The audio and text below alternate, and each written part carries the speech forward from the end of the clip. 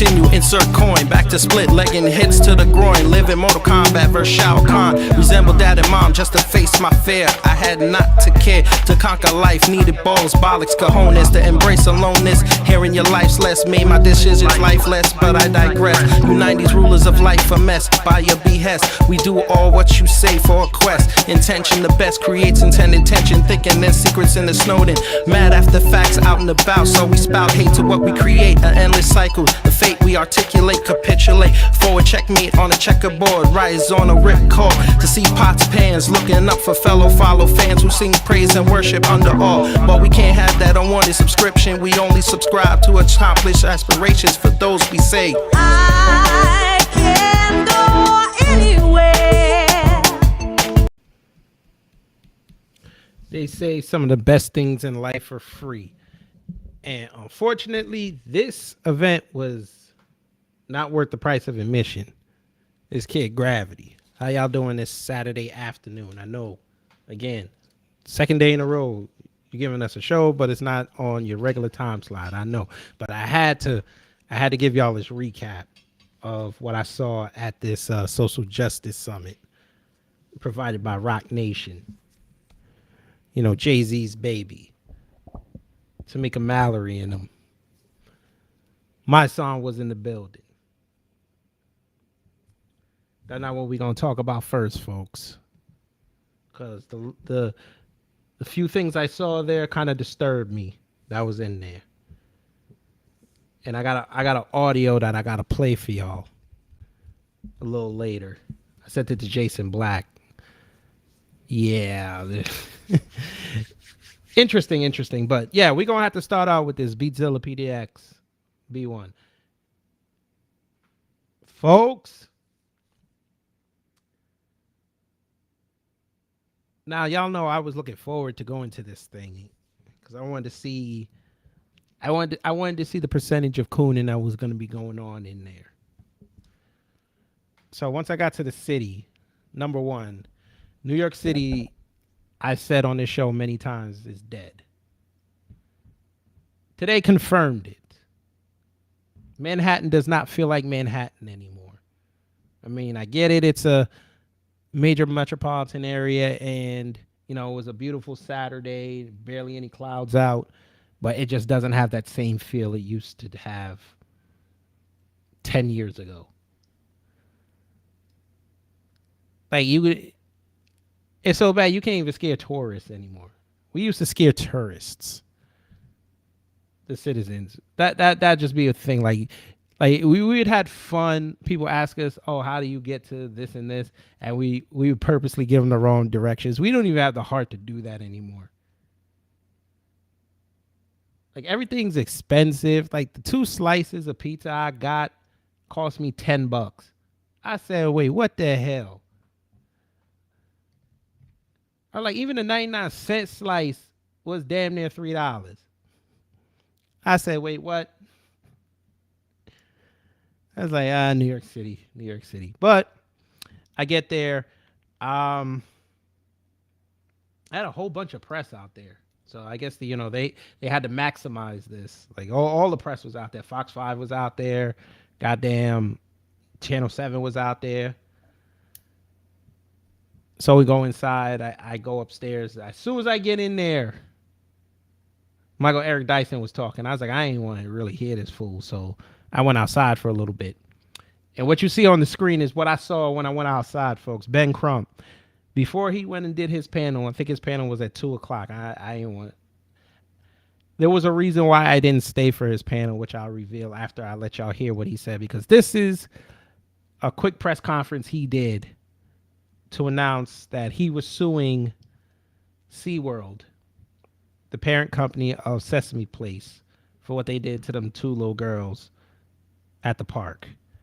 So I want y'all to hear what he was saying, and then I'll give you my thoughts on it. Here we go. Thank you so much, Attorney. Fair use, by the way. Lamar. And I wanted to tell you just what a privilege it is to stand with Attorney Lamar, one of the best young lawyers in America working today. We've worked on a lot of tragic campaigns involving video, and this is certainly one of them. Also present with us is Attorney O'Neill and Dr. Tiffany Crutcher, who's here at the Rock Nation Social Justice Summit, and she's with Sisters Dark of the Skin Brother, Movement. what's up? Her brother, tragic killing, was captured on video as well. So video is a critical part of this discussion today. It is appropriate that we're here at the Social Justice Summit, Tanya Wiley, because we are here to discuss not only issues, but solutions. That's correct. And that is the critical thing here for SeaWorld. Yeah. What is the solution? SeaWorld being the parent company of Sesame Place. And so when I look at Miss Brown, and I look at these beautiful angels, B. Ivory, I think back to what Maya Angelou said. She said that people will often forget what you say, people will often forget what you do, but people will never forget how you made them feel. And for Miss Brown's daughter and niece, you saw the video. You look in their eyes when Rosette just ignores them as if they are invisible, as if they're insignificant, not worthy of consideration and attention. And it's such a difficult thing for Miss Brown and her family to have to explain to her 6-year-old daughter and 6-year-old niece about racism. It's not fair. It is not right, SeaWorld. It is not right, Sesame Place. And you can best believe Miss Brown, Attorney Lamar, will always remember how they made her feel on that day when they ignored her beautiful black princesses. And so that character may have ignored them, but we will never ignore our black children. They have every right to be given the full consideration and respect of any other child, whether white, brown, red, or black. And so we'll say this because Ms. Brown is going to greet you, then Attorney Angelo is going to greet you, and we'll try to take a few of your questions about Attorney Lamar and I continue engagement with counsel for SeaWorld to see if they're going to do the right thing. Right. Because in a crisis situation, as John Kennedy said, it can present danger or it can present opportunity. That's correct. Will SeaWorld take advantage of the moment to make it a teachable moment? That's right. Not just with their words, but with their actions. That's right. Because that's what the black community is demanding, SeaWorld, action for Nyla and Skylar and all the other unknown little black children of the people who are sending videos. Attorney Lamar said he's received dozens of videos about other black children being ignored by the characters. And there seems to be, especially when you look at the latest video that has been released by Tanya Wiley and Attorney Lamar. All right. I'm going to end it right there. He just started babbling again. Black Alpha Network, what up? Yeah, so like I said, I was outside when he said this. And I'm saying to myself,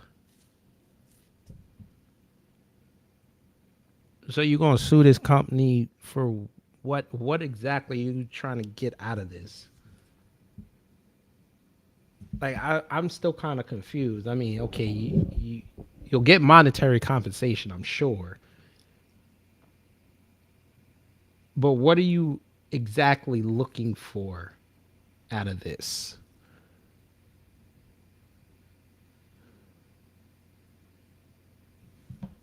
Like you don't need Brent Crump for this. Especially if you have the new black media and the black grassroots putting out the information of all these other cases. This should be a problem for black parents to handle. That's just how I'm looking at it. This is not a situation where Ben Crump got to jump into it.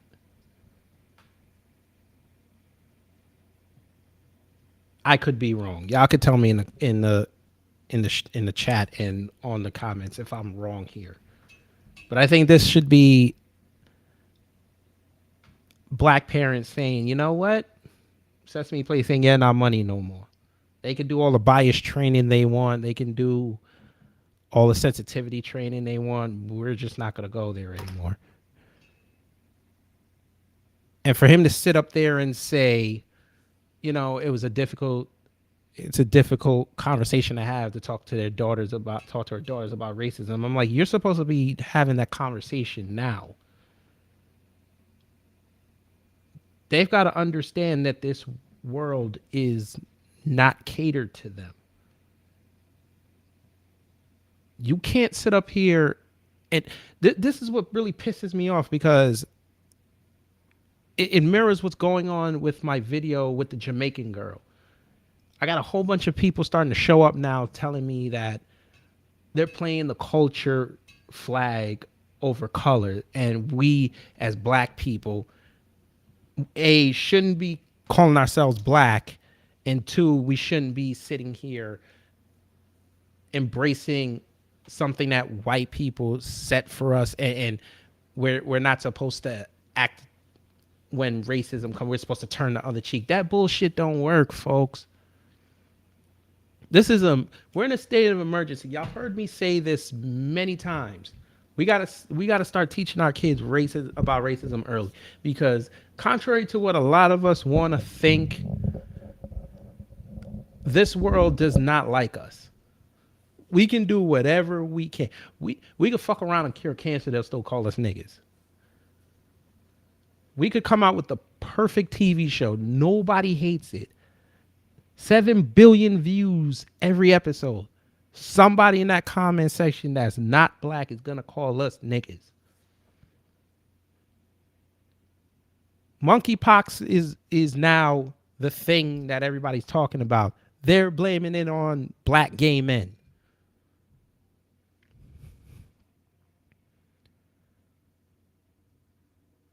But you're standing outside on a street in New York City trying to tell folks that it's a difficult decision for a black mother to have a conversation with her two black daughters about, her black daughter and her black niece about racism. It's not that hard. She sees it every day. It should be easily translatable. Well, easily translated. But of course, Ben Crump and all these idiots got to make us look weak, like we don't know what we're doing. All right, well, we'll find out in 10 years, sir. We'll find out. Because I know a lot of us have children and we don't play these games. We make sure we teach our kids. Always have your head on a swivel, and always keep aware of your surroundings and how people act around you. But there was that. And I went back inside, folks. Went back upstairs. My guy Eric Dyson was still talking. This Negro sounded like a preacher. Then he said he was a Baptist preacher for 43 years. Okay. He's 63. All right. So you've been a preacher since you were 20. All right. Say less. He started talking about gay people in the church. I was like, all right. Black people they're like oohing and ahhing, start getting the clapping. I thought they were going to start passing around the collection plate. Then BS number one, he started talking about we got to stop being homophobic and transphobic. I said nigga.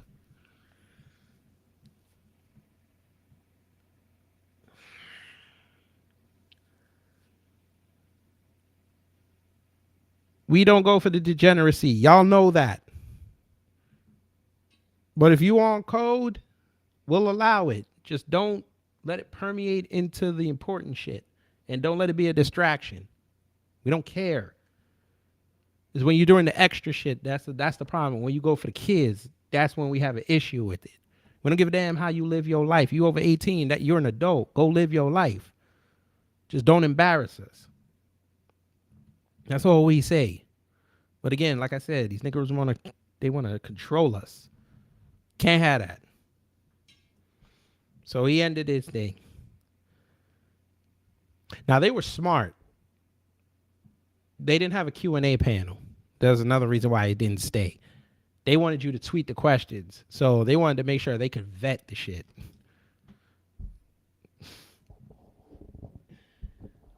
But first panel, the one that I saw, one of two that I saw. Charlamagne, the buck dancer.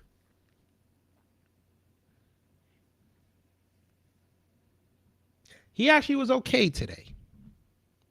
The Negro was okay today. He didn't go overboard. He actually let people talk, which was smart on his part. Very smart. So he had that what's her name? That noble chick, Keith Weston, what's up?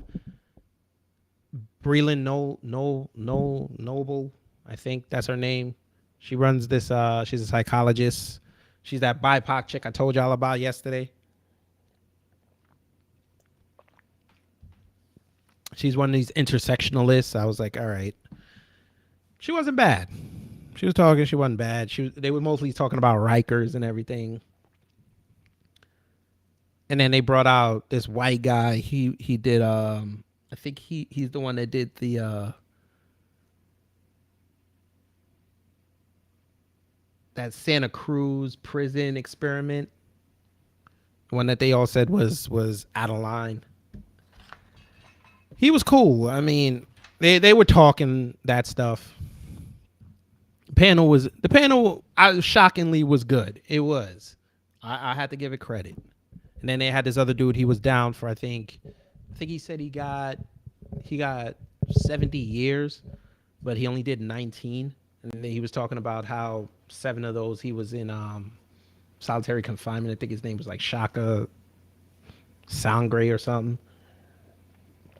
But anyway, that panel was good until Charlamagne introduced Letitia James. Now, word of warning, if you're not black, her name is Letitia. When she's around black folks, she's Tish.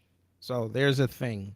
I know her Twitter handle is Tish James, but when she's around white folks and she wants to be proper, she's Letitia.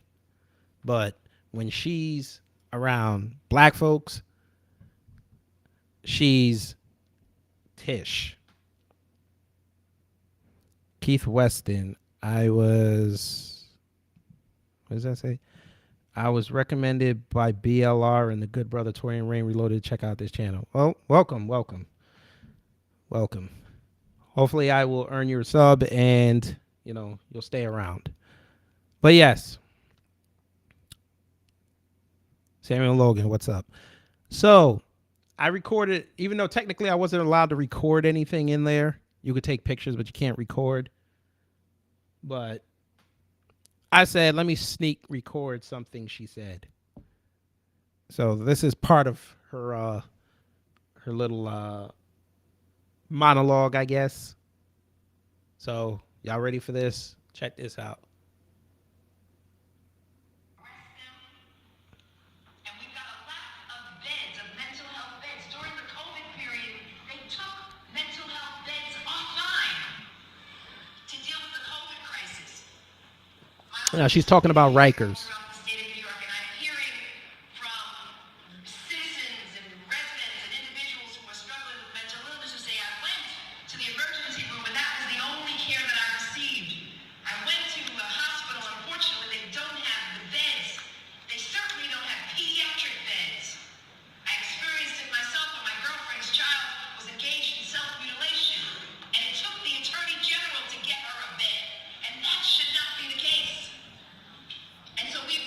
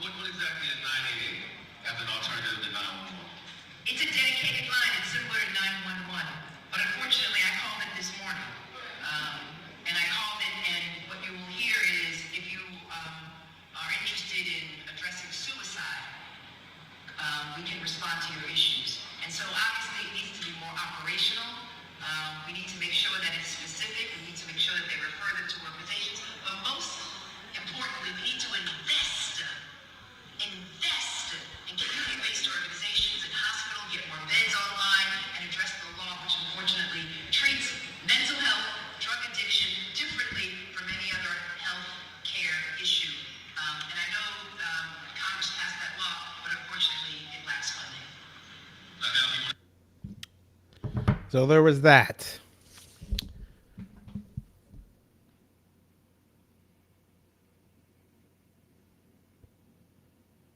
Y'all know what I'm about to say, right? Ma'am, it was your buddies, the Democrats, that messed up New York City. But y'all don't like to talk about that. Because, of course, before she got off stage, she had to go take shots at the Republicans and tell everybody in the room to vote Democrat down the ballot. And if anybody sees this and was there when she said it, put it in the comment thread and show them that I'm not lying. The whole crowd went crazy.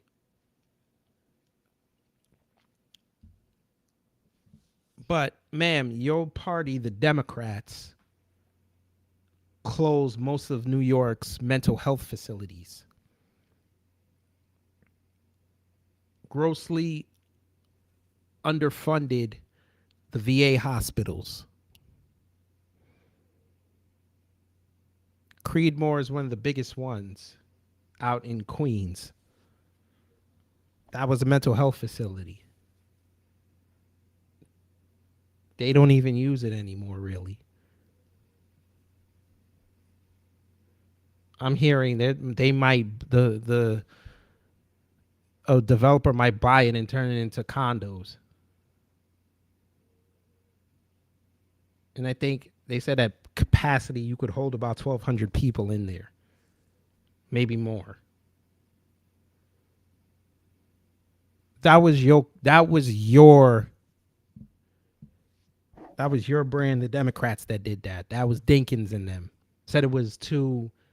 He put out the recommendation way back when that should close because they were just throwing number black people in there.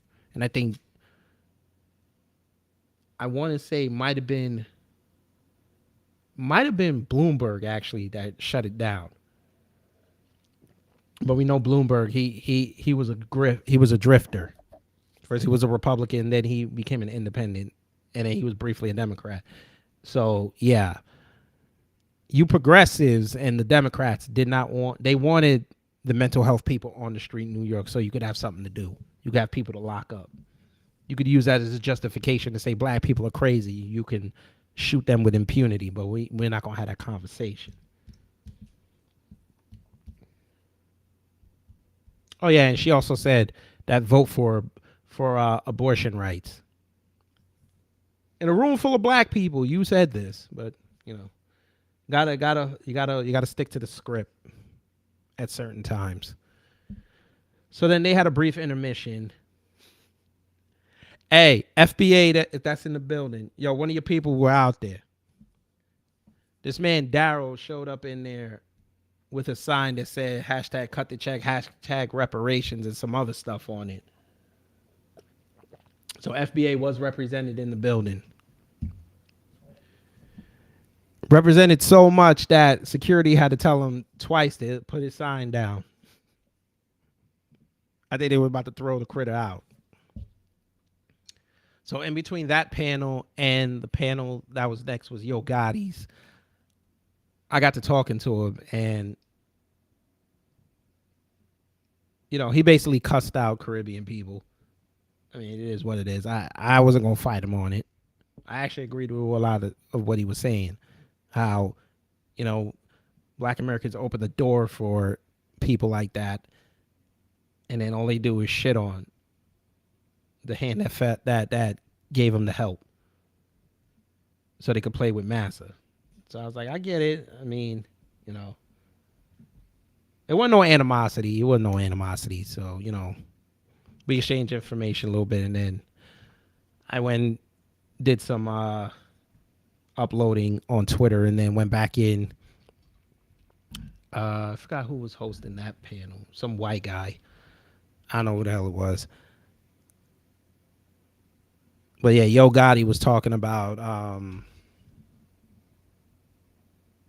he was talking about how his family was incarcerated. It's like a pet project of his, and this woman was talking about how her son has been down for 8 years now. He went in when he was 19, and now he's 27. He has 3 boys on the outside, and like he's not even supposed to be there. He's in there because he got caught up selling used batteries.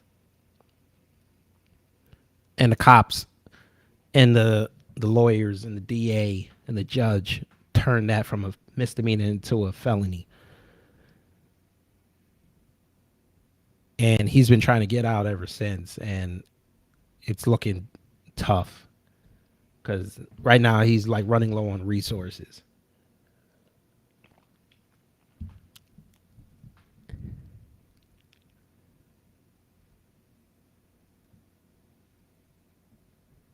And then they were showing pictures of some prison in Mississippi, like they were mistreating the inmates, like we didn't know that.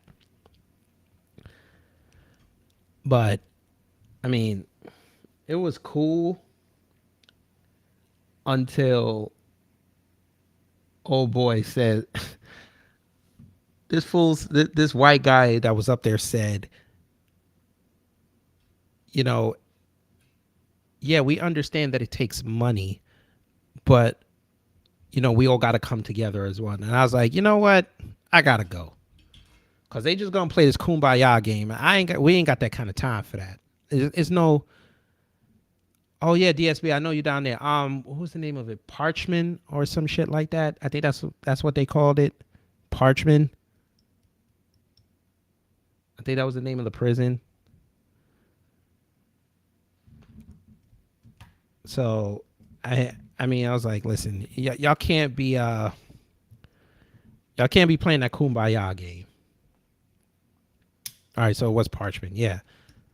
That shit looked like, if everybody saw Penitentiary, it kind of looked like that, but then take it down 4 levels. Like some of the pictures that I took, and they said they weren't supposed to take it outside of the prison, but they took it anyway.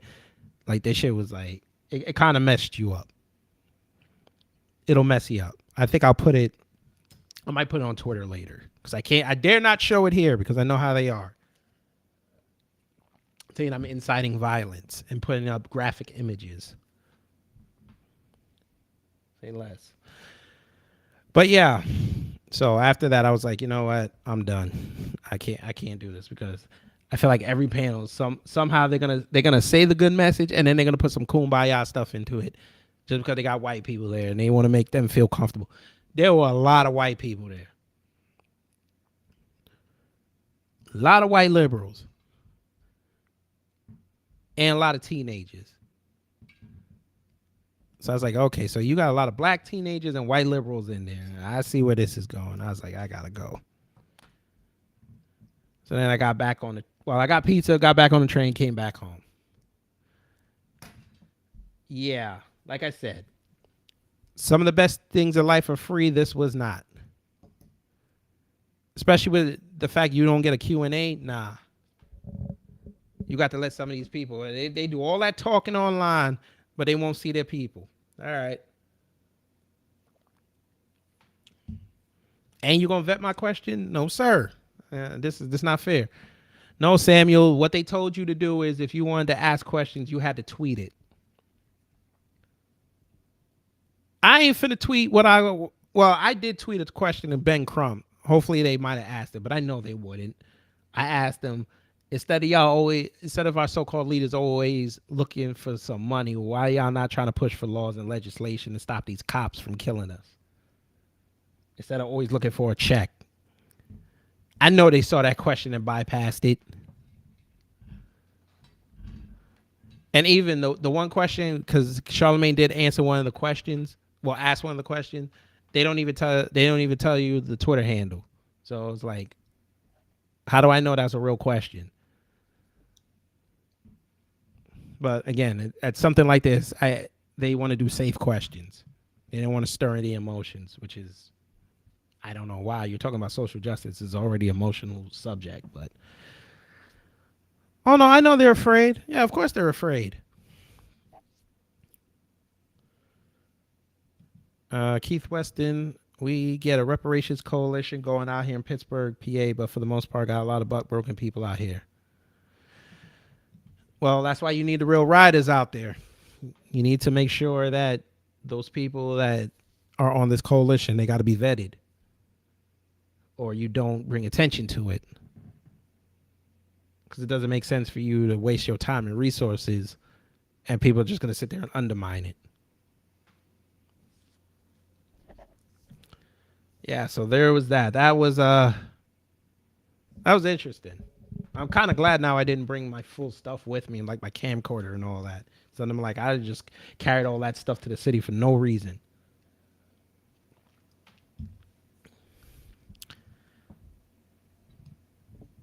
Oh, by the way, didn't have to have my mask on, by the way. But everybody in there had masks on. I'm just looking at them. New York City. New York. Like, they had a security guard at one of the CVS that's talking about you can't enter without a mask. I'm like, what? That's stupid. But whatever. What else was there? Yeah, let's have some fun on Twitter before I get up out of here. I'm not going to stay too long. Yesterday I did 2 hours. I'm not going to stay too long here. So, I was talking with Brother Torian this morning, briefly, in a Twitter thread about what's going on in Brooklyn. Samuel Logan, was it at the Javits? No, it was at this place called Center 1415. It's like a little, I guess like an event space. It's like a 2-floor event space. So the line was wrapped around the building and then, go through a metal detector and all that. And then you could either go down, like downstairs they had like some booths, I guess you could say, like little tables. You could like purchase merchandise, get some information, and then you walk upstairs and they have the event space right there. I thought when they described it on the website, I figured it was going to be like different rooms and different panels, but it was like just one big room.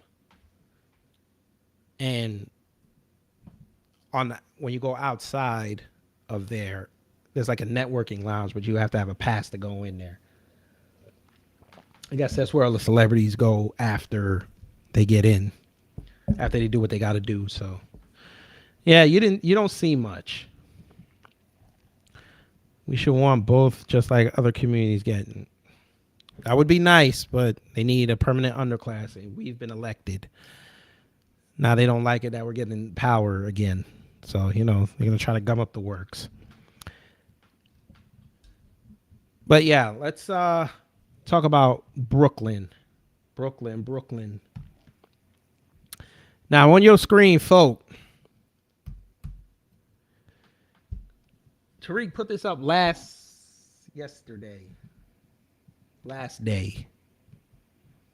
I don't know when he put it up.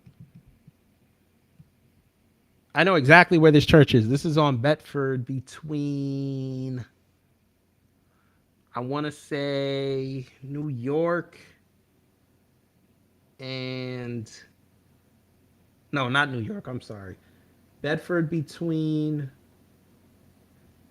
I want to say Albemarle and Snyder. I might be off. It might be between Snyder and Albemarle.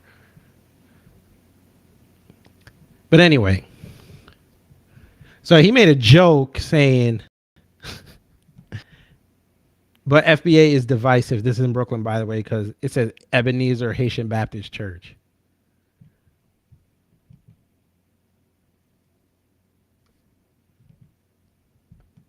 So, people chimed in. I ain't finna go in all 100 comments. But then Brother Torian was like, the laugh I let out when I saw it said Ebenezer Haitian Baptist Church was so ungodly. So I said, Flatbush is so off code. 20 likes. Now, this is true. Flatbush is off code. especially the last 20 years. They let Flatbush get gentrified to hell. First, they started with Crown Heights. Then they went to Bed-Stuy. Well, technically, Crown Heights, then Bed-Stuy, then Williamsburg. And then they said they're going to come back over past Greenpoint and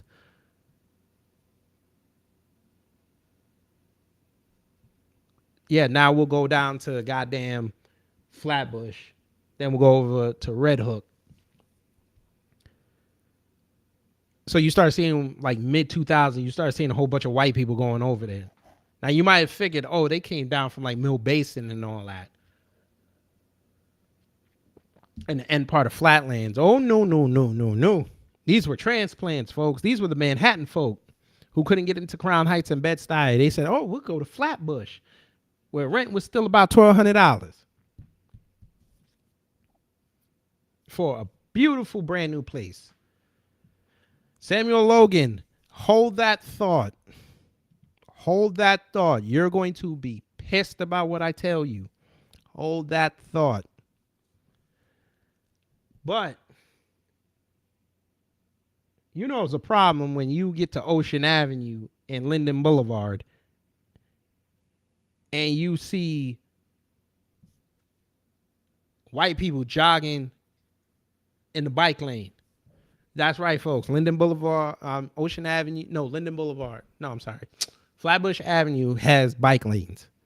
With the B41 and all them buses going around there, white people want to take their life in their hands riding their bikes.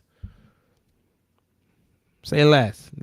Shout out to them and the Spanish delivery drivers.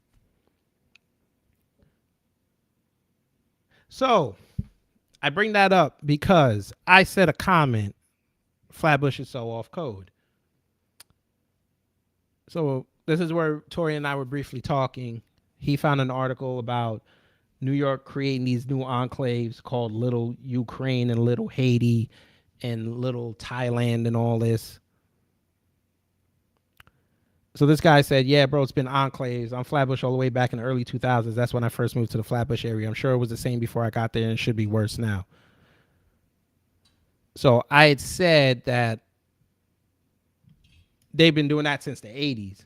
Like first the Jamaicans came over because this is when the white people started realizing that black folk were starting to move into Flatbush. So in like the mid 70s, they started moving further south into Mill Basin and Gravesend and what's the other place? Son of a bitch. I forget the other name of the place. But they started going near the water. Or going over to Bay Ridge.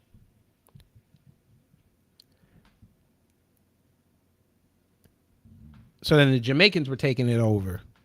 You start seeing the Jamaican supermarkets pop up. You start seeing the restaurants pop up. You start seeing the barrel places where you do the shipping pop up. And Jamaicans were running it. Then once the Jamaicans got it popping, then the rest of the Caribbean showed up. The Haitians showed up. The Trinis showed up. The Grenadians showed up. The St. Lucians showed up. The Bajans showed up. And then Flatbush basically became the Caribbean of the North. I say that to say this, folks. Apparently my comment about Flatbush being off code pissed a Haitian person off. Apparently I pissed a Zoe Pounder off. I think they really had a problem with Tariq, but they saw me say something and decided not to go at Tariq, to come at me. So he said, this y'all can't come on. I don't know. These niggas got to stop typing like how they talk. He said, this y'all can't come ever out that FBA shit down here. Y'all will get real life packed. So he's basically saying that y'all would get packed up if you come to Flatbush talking that spicy talk. Okay. Sure. So me, I didn't understand what the hell he said. So I said, what? Then I guess he figured he he didn't say correctly. He didn't speak English. So he said, y'all can't come to Flatbush and talk how y'all be talking on Twitter. I don't know too many FBAs that are scared to say what they say online, say somebody's face. I don't know too many. But okay. So I said, I'm a Jamaican from Flatbush. What are you saying? Instead of talking like this, maybe you should give that smoke to Customs and Border Protection, who embarrassed your people and put their vulnerability on a fucking coin and passed it out amongst themselves. So this person came back and said, how you Jamaicans oh Christ, these motherfuckers can't type. How you Jamaicans saying these things? How you Jamaicans saying Flatbush is off code when we Haitian and Jamaican built the community and don't discriminate? I could challenge him on that, but I didn't feel like doing it at that point. But okay. I guess he wanted them that don't want to acknowledge the Haitian-Jamaican war, but okay, say less. Why you moving like FBA talking about the border thing? You not know Yardman in me eyes. You won't want to be FBA in actual tether. So me telling the truth makes me a tether. All right, say less. I didn't know this was the rule. They change the rules every 4 days. I guess that's in between. They say that they invented hip hop. But okay. I'll give you that. So I said, because our folks are letting it get gentrified and ain't no tether in me.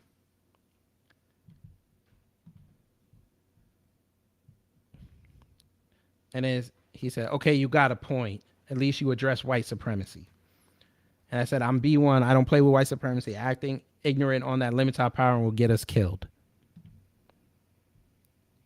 Then he said, but you think insane. He posts Haitian church, but not the Jewish police force or schools or hospitals. And then I said, I'm going to do a video about what's going on with the gentrification there and how the Jews have a big hand in it and how they're secretly working with NYPD to expedite that.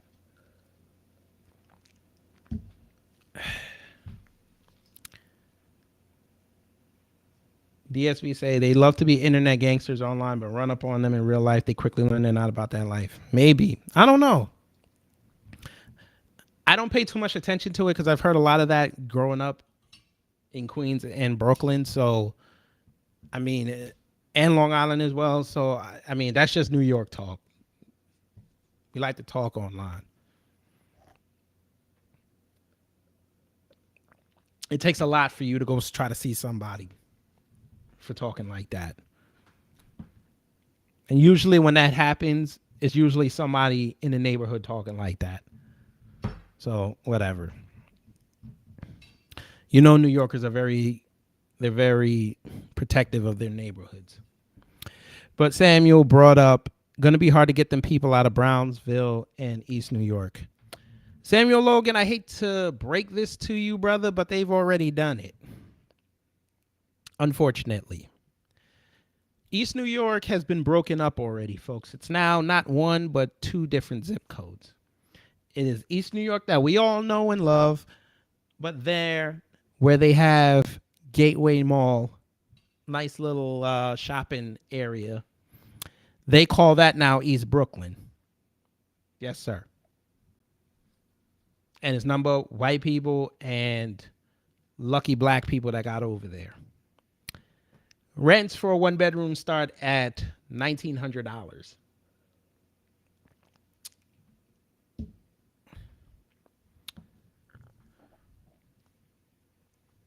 Take a shuttle to get to the 3 train at Pennsylvania Avenue. East New York is dead.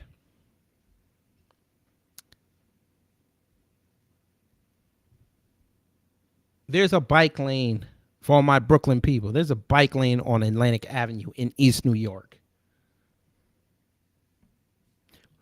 Folk, I'll tell you something about New York City.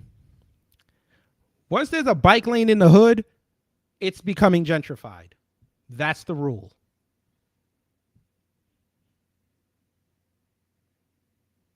Because that's one of the main things white people want when they move into the ghetto. They need to make sure that The bodega has ample lighting, and there has to be bike lanes on the major streets.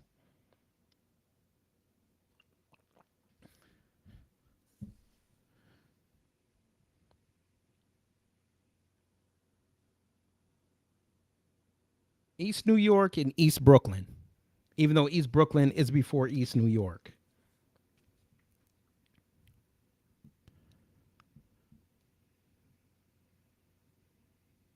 Brownsville. Hate to break it to you, Samuel Logan. Brownsville is the next up to be gentrified. They are cleaning up Mother Gaston Boulevard. Livonia Avenue. Everybody who's in Brooklyn, from Brooklyn, knows Livonia Avenue well in Brownsville.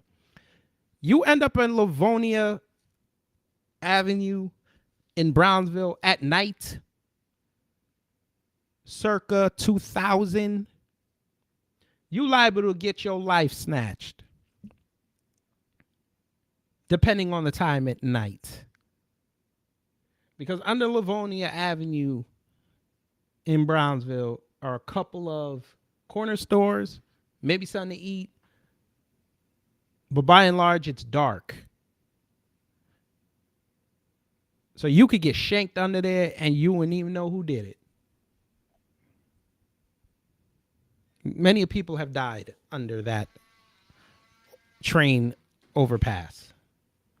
So yeah, Brownsville, they're building a Starbucks. Brownsville's done. They're pushing us. I don't know where they're going to push. I don't know where they're pushing us, to tell you the truth.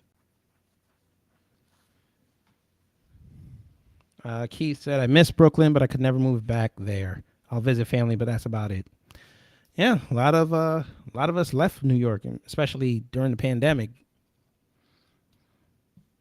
I mean, everything was still closed. Everything started creeping back up with the rents and everything. I mean, the rent now is, what was the average? 2,800 right now? Yeah, I think it's 2,800 right now for average rent. A lot of us can't afford that, but they'll get those transplants from the Midwest with the $100,000 jobs. They're coming. I thought it was 4. My dad said, "No, Manhattan's 5,000. $5,050. That's Manhattan. So you can just imagine what Brooklyn is." So, PHG Big Dog, what's up? Yeah, so Brooklyn's not Brooklyn anymore. And we can't even go to the Bronx really anymore either. Because they're starting to gentrify the Bronx too. Especially the east side. We could have that discussion.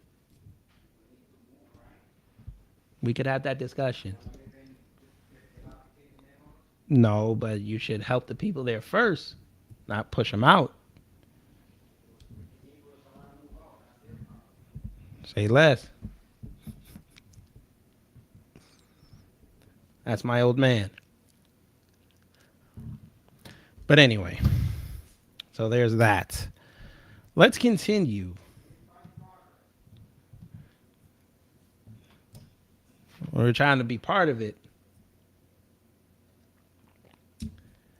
Let's move on.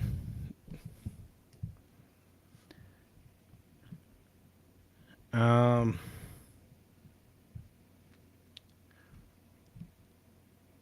guess we could do the fun topics. It's Comic-Con for those who care.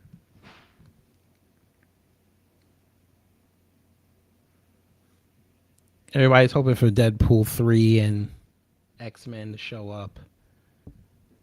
Henry Cavill's not there, so people are crying in the aisles. Hmm.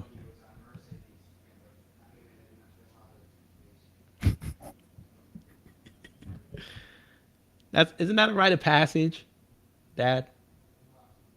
Living at in your mom's apartment in the projects, but going to a BMW in the parking lot. How many people were in Michael Jordans and Air Force Ones and Mercedes and then cry they have nowhere to live? Screw that. All right. We better learn to economize. Okay? Black people is the second largest income earner, resource earner in America. We are. What do we do with our money? We waste it. Only two black out earners in America are white people. That's it. We're doing very well, except we don't allocate our resources smartly. We don't. Well, we're trying to improve that. We learn to spend our money more wisely, to invest in stock, bonds, mutual funds, ETFs. Invest the money instead of buying Mercedes and BMWs. We will do much better. As black people, we're too conspicuous with our spending, way too conspicuous. We gotta learn. Okay. Well, we're trying. We're trying. It's Not trying. I already know. that's true. It's not hard enough, but you know. Put up in our Mercedes and complain the white man is holding us down. I go Honda. Don't come to Jews. But don't bring them. Didn't you tell me not to bring up the Jews? Nope. Nope. Yes, you did. You told me don't bring up the Jews. Yes, you did. It's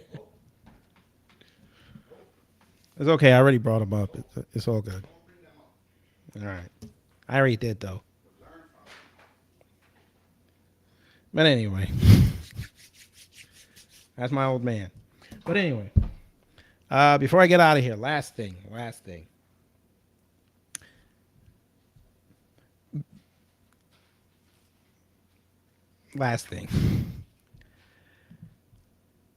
I'm almost at 1,000 subscribers, so I'd like to thank all of y'all for coming on and taking a chance on me. I know YouTube's not everybody's cup of tea. You rather see content on Twitter and Instagram, Facebook. It's there. 2-3 minutes, you're off. And I know I do long form content, but I thank y'all for sticking with me because it's been a journey from the beginning of the year till now. A lot of trial and error and a lot of redos. A lot of going on other programs, trying to market myself. So I'd like to thank y'all for that. Shout out to Beatzilla and Torian and Afro and Black Alpha Network and everybody else that allowed me to come on for a few minutes and express myself. And I appreciate everybody in the chat that was here and who frequent the content. Thank you. So once that 1,000 hits and the 4,000 hits, and then we start monetizing, we start having some real fun. I can start reinvesting into the platform. So that way the shows can get better. You know, I can look like a real YouTuber. So I want to thank y'all for this.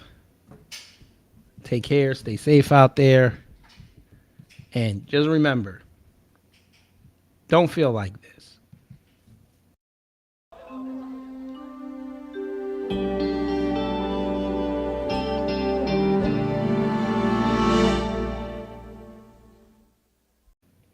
It's a nice day outside. Very nice day. Enjoy it. Get some sun. Open a fire hydrant. That's what we do. Grill. I don't know. Do something. Enjoy life.